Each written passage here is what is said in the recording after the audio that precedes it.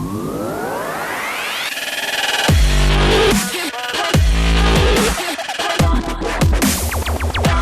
guys, it's Samantha Erica here again with another video, and this one is called Big Chop, Now What? So if you're watching this video right now, maybe you've recently done your big chop or you're thinking about big chopping and you want to know what's gonna happen after you big chop. So if you've recently big chopped, well, congratulations and welcome to the natural hair community. Okay, so my first tip for after you big chop is get to know your hair. Having straight hair, it's a lot different from having curly hair. I feel like it's a lot more work.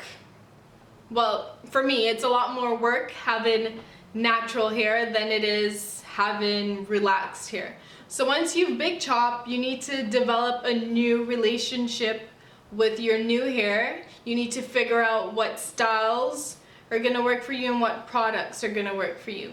When you have straight hair, maybe the products that you use then, it's not gonna work in your natural hair.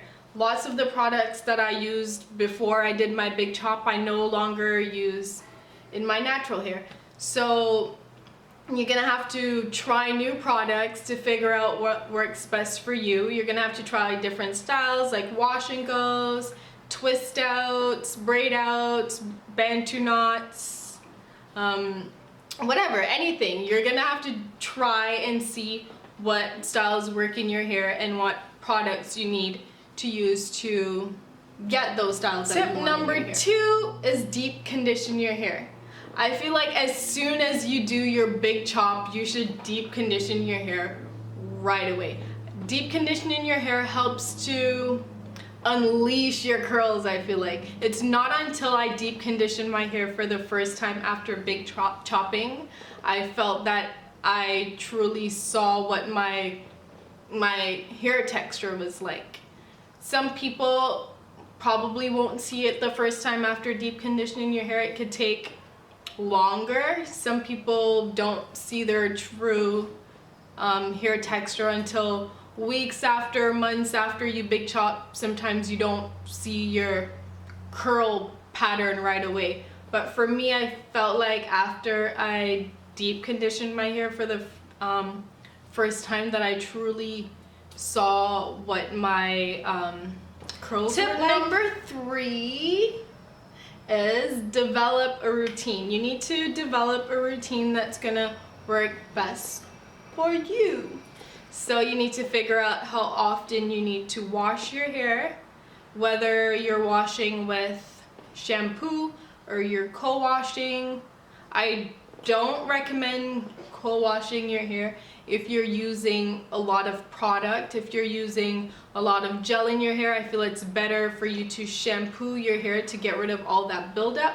So you need to figure out how often you would be shampooing your hair or co-washing your hair based on what you're putting in your hair between your washes. Also, you need to figure out how often you're gonna deep condition your hair, how often you need to add moisture to your hair, whether it's every day or every other day. For me, I moisturize my hair mostly every other day, but every day I add water to my hair.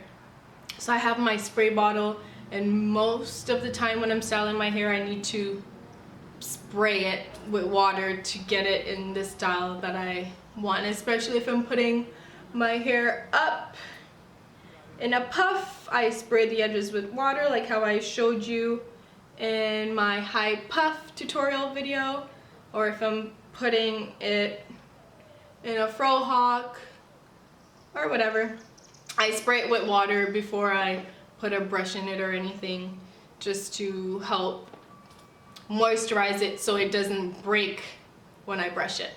Also, when you moisturize your hair, you don't want to just put the moisturizer. You need to seal with an oil after you moisturize your hair.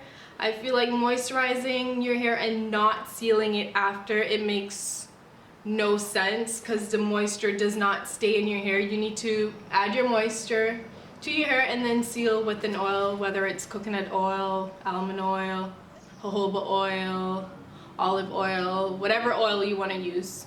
Doesn't matter what the oil is, as long as you seal your hair after you moisturize it. Some people put oil and then moisturizer. If that works for you, then that's good. I feel like it's better to put the moisturizer and then lock it in with the oil, but some people do it the other way and it's working perfectly fine for them. So if that works for you, keep on doing that. Natural hair loves moisture. Love, love, love moisture. So moisture is the key once you've done your big chop. Number 4 is, I guess it kind of ties in with tip number 3, developing a routine. This would lie under your nighttime routine. So at night, you don't want to just go to sleep with your hair out like this. Like, I would never hop into bed and sleep with my hair like this, because I would be completely screwed the next morning. I would not be able to manage my hair if I was to go to sleep with my hair like this. And so at night, what you want to do is cover your hair with a satin bonnet, or depends on your hairstyle, or you can put a satin scarf over your hair. If you want to, like, some people aren't able to put something over their heads and go to sleep. I know, like, my mom, she can't sleep with anything at all on her head, or she would wake up with a terrible headache. Even if it's just like a bonnet or a loose scarf, she can't sleep with anything on her head. So if you're like that, I would recommend having a satin pillowcase that you can sleep on and protect your hair. Tip number 5 is to focus on the health of your hair rather than the length of your hair. I know after we big chop, everyone just wants to grow out their hair. It's so short, you just want it to grow. You need to be patient. I know it's hard, but your hair will grow if you take care of it. You have to be patient, especially when your hair is curly. It's hard to see the growth of your hair. When your hair is straight and it grows a little bit, at least you can see it because your hair is straight. But when your hair is curly like this and it grows a little bit, you don't really see it because it's just all curled up in there. So have patience, focus on the health of your hair, and I promise your hair is gonna grow. Just give it time.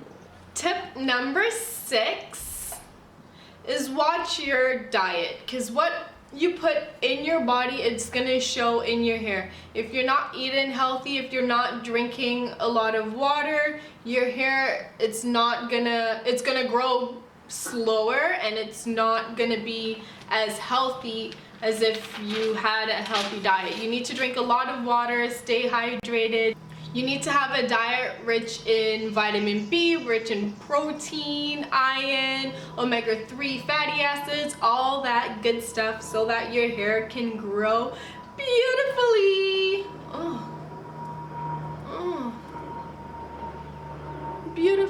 Beautifully.